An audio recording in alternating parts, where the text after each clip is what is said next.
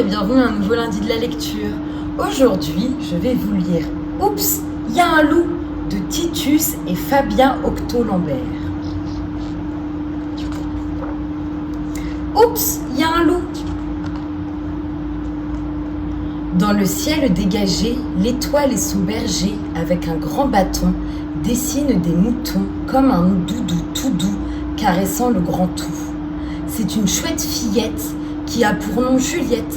Dans la forêt d'été, elle promène sa gaieté, va cueillir des noisettes et compte des fleurettes. Et puis là, tout d'un coup, des petits pas de loup, deux yeux vraiment filous. Un zoulou ou un fou, un bon gros toutou ou un grand méchant loup. Ouh! Loup, y es-tu? Que fais-tu? Le museau pointu. La pauvre Juliette n'est pas dans son assiette, car la terrible bête voudrait lui faire sa fête. Dans le ciel ombragé, l'étoile et son berger dévorent façon glouton du haricot de mouton et s'embarbouille partout et s'essuie sur Doudou. Alors, Juliette s'enfuit, mais le loup la poursuit. Elle sent sur ses gambettes le souffle de la bête et devine dans son dos se rapprocher les crocs. Le monstre est enragé. Qui veut la dévorer? Épuisée, l'enfant chute, à deux pas de la brute. Elle est à l'agonie. Cette fois, c'est fini. La grande gueule du loup se rapproche du cou. Maman! Maman! Mais qu'est-ce que tu as hurlé comme ça? Maman, il y a un loup énorme, il me court après. Mais qu'est-ce que tu as? Raconte, Juliette, il n'y a pas de loup.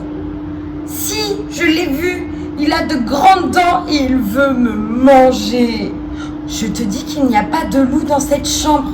Tu as fait un cauchemar, un mauvais rêve, voilà tout. Juliette se penche et jette un coup d'œil prudent sous le lit. Elle se lève, ouvre son placard avec préoccupation et inspecte derrière les vêtements suspendus. Tu vois bien qu'il n'y a pas de loup. C'est un simple cauchemar, je te dis. Maman l'embrasse sur le front. Maintenant, tu te couches, tu fermes tes yeux et tu dors. Juliette se couche, elle ferme ses yeux et elle ne dort pas. Elle croit entendre des petits pas, apercevoir le museau pointu, sentir le souffle de la bête, deviner la grande gueule. Maman! Qu'est-ce qui se passe encore? Je n'arrive pas à dormir. Tu prends ton doudou, tu comptes les moutons et tu t'endormiras sans t'en apercevoir. 1 mouton, 2 moutons, 3 moutons, 4 moutons, 5 moutons, 10 moutons, 50 moutons, 100, 300, 500 moutons. Maman! Cette fois-ci, c'est papa qui apparaît. Juliette, tu exagères maintenant. C'est la 3e fois cette semaine. Nous sommes fatigués. C'est à cause des moutons. Quoi, les moutons? L'odeur des moutons, je crois que ça va attirer le loup. Mais qu'est-ce que tu racontes? Ça suffit. Maintenant, tu dors. On ne veut plus t'entendre.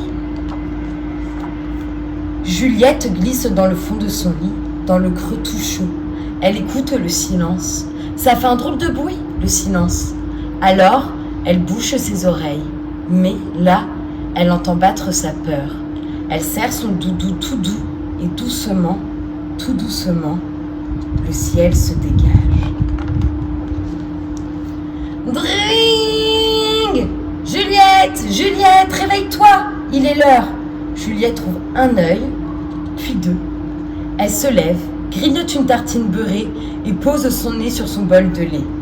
Juliette, dépêche-toi, tu vas être en retard. Elle se débarbouille la frimousse, se fait 2 jolies tresses, s'asperge de sambon qui sent bon et enfile sa jolie petite robe rouge. Juliette, on y va! Elle attrape son cartable et grimpe sur le porte-bagages de maman. Arrivée devant le portaillon de l'école, Juliette embrasse sa maman et la regarde partir. Le vélo et sa maman diminuent. et disparaissent au loin. Et là, au lieu de rentrer dans la cour de l'école, Juliette fait demi-tour. Elle traverse la rue, par le passage clouté, tourne devant la boulangerie, longe la bibliothèque municipale, descend le boulevard Monsieur Mendes France, dépasse le monument aux morts et se dirige vers le jardin zoologique.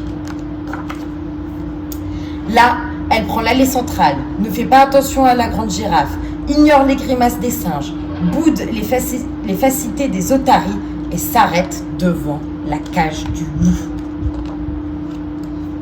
Hep, le loup! Le loup est une vieille bête pelée qui somnole dans la poussière de son enclos.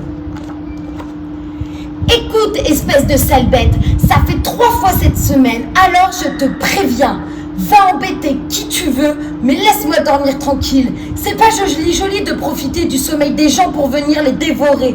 Sale glouton, à partir de maintenant, je ne veux plus te voir dans mes rêves. Ensuite, Juliette fait demi-tour et, le cœur léger, elle rejoint l'école. Le ciel dégagé. Ce sera une belle journée. Et voilà, l'histoire est terminée. J'espère qu'elle vous aura plu et je vous dis à la semaine prochaine pour une nouvelle histoire. Au revoir.